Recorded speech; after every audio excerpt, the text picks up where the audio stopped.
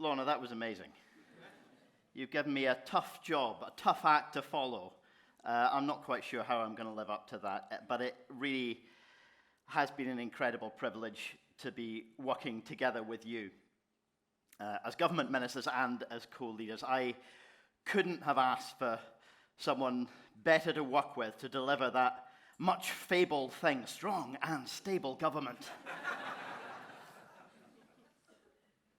You know, we could probably give lessons to Tory Prime Minister. We won't give lessons to Tory Prime Ministers, but we could. Whoever the Tory Prime Minister is by the time we finish our speeches today. I mean, it has been extraordinary, hasn't it? I was counting this morning, and I think we've had as many chancellors this summer as we've had Doctor Who's since 2005.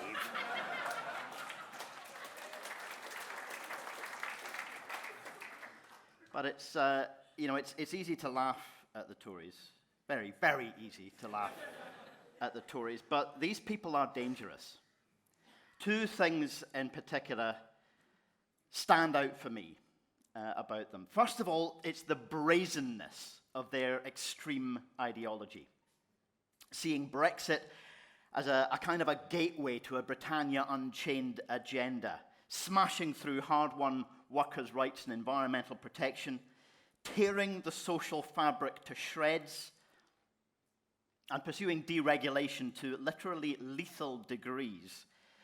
And despite the forced and farcical U-turns that we've seen on tax cuts for big business and the super rich, we all know that Liz Truss isn't sitting there in Downing Street thinking to herself, how did I get this so wrong? She's sitting there thinking, I wish I could have got away with that.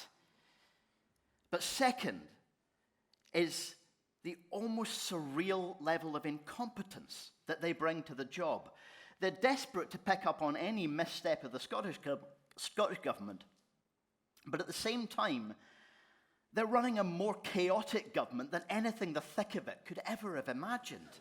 The word omnishambles now sounds like modest understatement.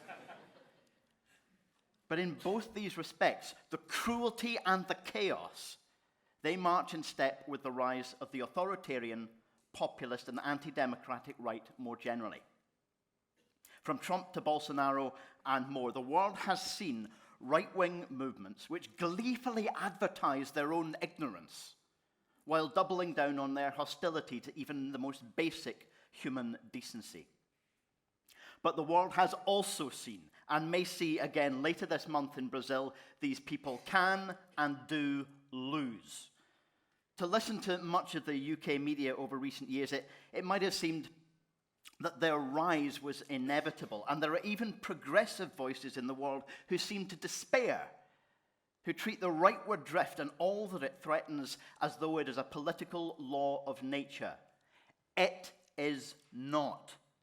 I've said before that hope can be hard work these days, and that remains the case. But the Greens here in Scotland and around the world say this is not inevitable, that genuinely democratic politics is capable not only of progress to a more just, sustainable, and peaceful world, but that it can also restore the trust that right-wing populism seeks to undermine. Scotland's politics cannot claim to be perfect, but we do decisively seek to stand against this toxic trend in modern politics. And colleagues, that's why we in the Scottish Greens should be proud of the role we're playing in government.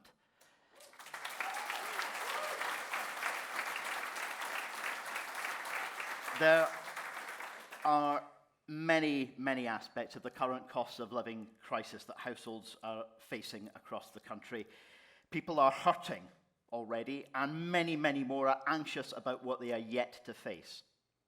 But it's really important for us to acknowledge that after more than a decade of Tory policies, far too many people were already living in the depths of a cost of living crisis long before that phrase was filling newspaper columns. For them, this year has only intensified what they already knew, that an advanced and wealthy economy, even one with ever-growing prosperity at the top, guarantees them nothing.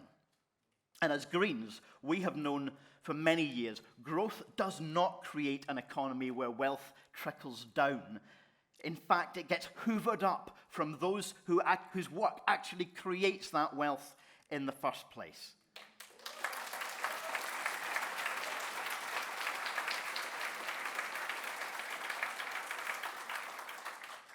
But it's undeniable that the cracks in our economic system have been widened enormously by three of the latest hammer blows. First came the self-inflicted harm of Brexit. Well, self-inflicted at UK level, at any rate, but imposed on Scotland without the consent of our people. And then the terrifying return of war to our continent, Russia's indefensible invasion of Ukraine. And let us once again restate our respect for the extraordinary stand of the Ukrainian people and our commitment to support them.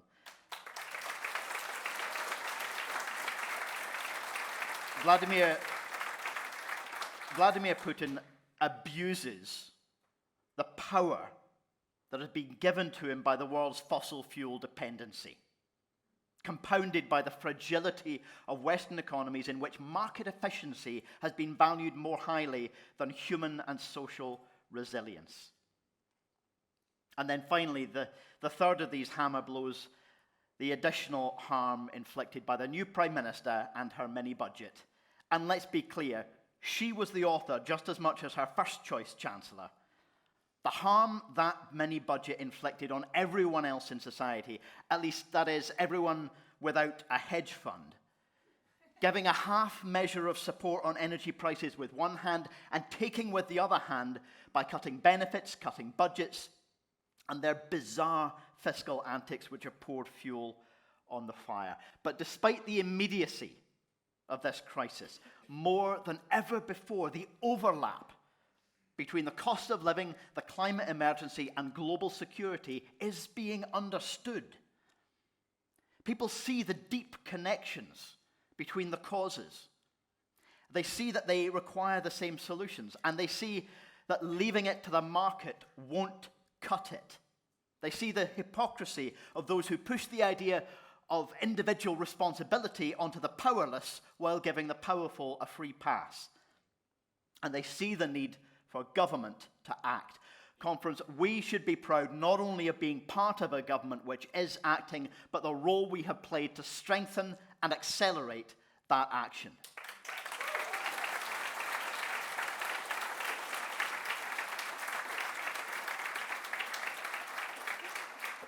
And shifting away from fossil fuels, of course, is central to that. Not only, as Lorna so rightly said, the production of fossil fuels, but our use of it as well. In government, I'm leading on zero carbon buildings. And early in that role, I published the Heat and Building Strategy. It's a strategy that has been singled out by the UK Committee on Climate Change as setting the pace for the rest of the UK. We've committed the Scottish Government to invest a transformative £1.8 billion over the term of this Parliament in making our homes warm, low carbon and cheap to heat. We'll end the installation of new fossil fuel boilers by 2024, and the £300 million Heat Networks Fund that I announced earlier this year, as well as additional investment in green heat for social housing, will maximise the creation of district, communal and publicly owned heat systems. Scotland's local authorities, social landlords and community bodies can play a critical role in building and owning the energy infrastructure that we need for the 21st century, operating it in the public interest. This is a long-term task, but it's not one that we put off till later. We're already underway, and we're also investing in the direct support that people need right now to cut their bills, with grants and loans and extra capacity for the critically important frontline advice services. We're doing so much more to tackle the cost crisis as well.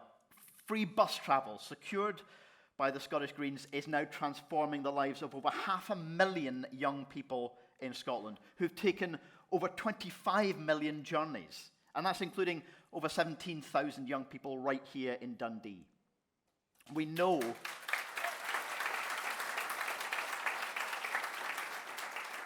that making public transport free is the right thing to do if we're to change behaviour and reduce transport's impact on the climate crisis. But as the cost crisis bites, it also proves it's the right thing to do if we want to build a fairer Scotland where everyone can access work, education and leisure no matter where they live.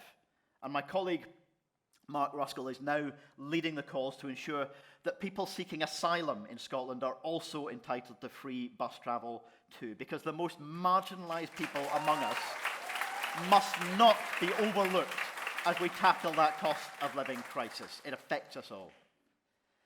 More needs to be done as well to make our rail network more affordable as well. But I'm delighted that since our conference back in March, we finally brought ScotRail back into public ownership, and soon we'll have the chance to nationalise the Caledonian Sleeper service too.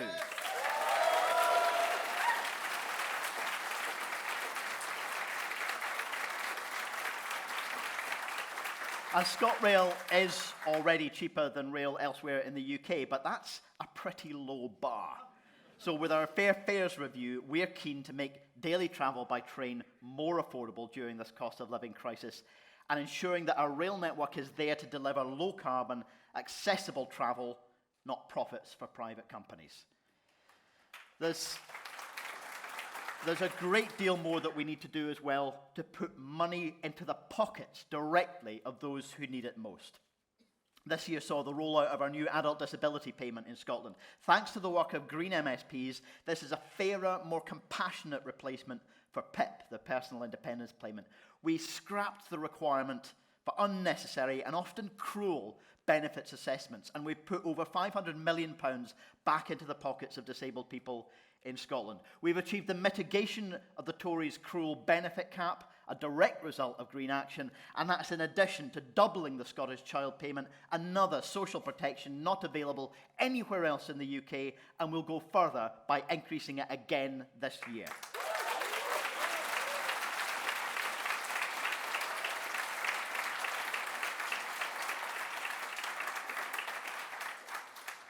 One of the most important commitments that we made on entering government was the promise of a new deal for tenants. And it's one that means a lot to me personally. Like most people, I've had a patchy relationship with the private rented sector. I've had landlords who've been responsible and respectful, and I've had landlords at the other end of the spectrum. I know what it's like to be harassed out of a rented flat at short notice. And I was one of the lucky ones because I had family that I could go to for help. Not everybody's in that position of having family where they can go, who have room for them, or where they're safe. We know that for far too many people, the housing system simply doesn't work, doesn't meet their needs or their human right to adequate housing. So just before Christmas last year, we consulted on this new deal for tenants. It contains all the commitments from the cooperation agreement that you approved last year, from the right to decorate and keep pets, through to protection from winter eviction, better regulation, and a national system of rent controls. But as the cost crisis deepened, it was clear that more urgent action was needed, more than the existing law could achieve. And now I'm proud to say that our work over the summer has delivered our rent freeze and tight eviction controls.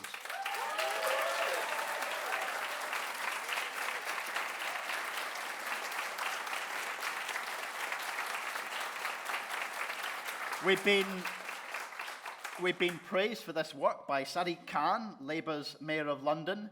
We've seen Scottish Labour try to take the credit, and then we've seen Labour in the one place where they're in government with the power to act, blocking the same protection in Wales. Greens are leading on protection for tenants in the long term and in the here and now, not just tweets and press releases and half-baked proposals, but robust change that actually works for people in the real world. And we'll go on and deliver the rest of that new deal for tenants.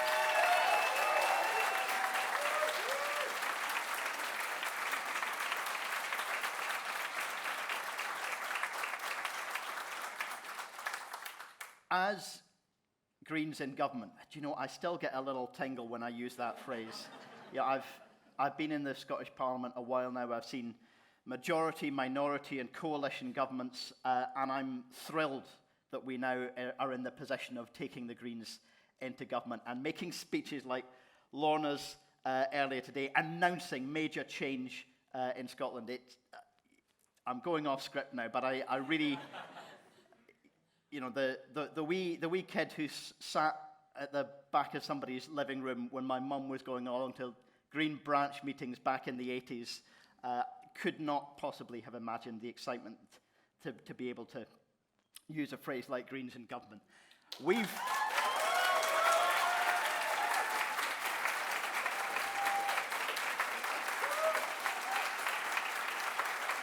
As Greens in government, we've thrown ourselves into using every power and every last penny available to us to tackle the climate emergency, to support people through the cost of living crisis, and to make Scotland a fairer place to live.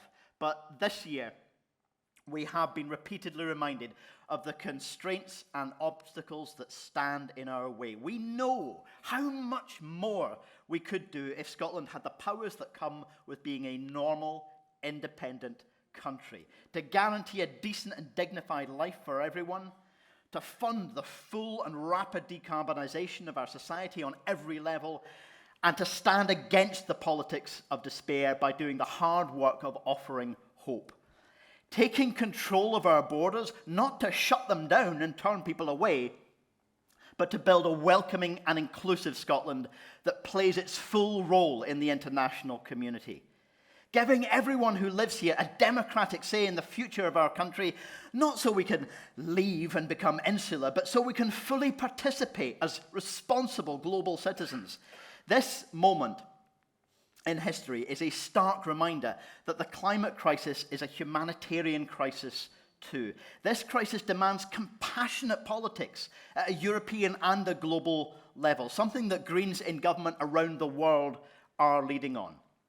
But just as we were trying to create a welcoming Scotland where people literally opened their doors and their homes to those seeking refuge, we ran up against the hostile environment created by the UK's Home Office.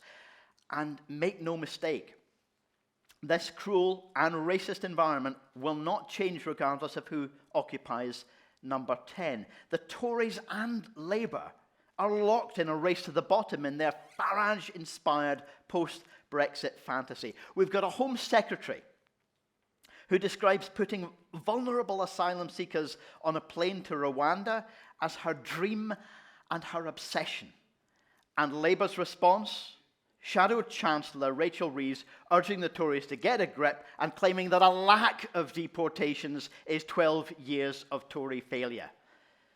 Now, of course, everyone in this room, and millions more like us, want to see the back of this Tory government. But we refuse to accept that we can do no better than the prospect over the next few years of a Labour government who will not only fail to overturn that Tory hostile environment, but are threatening to go even further. And Keir Starmer has made it clear that he has no intention of rebuilding our relationship with the EU, insisting he will make Brexit work, whatever that means. And even if they inherit a budget with a supermassive black hole at its heart, they won't even think twice about spending hundreds of billions on replacing Trident. And what's more, they seem to have exactly the same level of contempt that the Tories have shown for Scotland's right to choose our own future, point-blank refusing the referendum despite Scotland repeatedly electing majorities in its favour. Scotland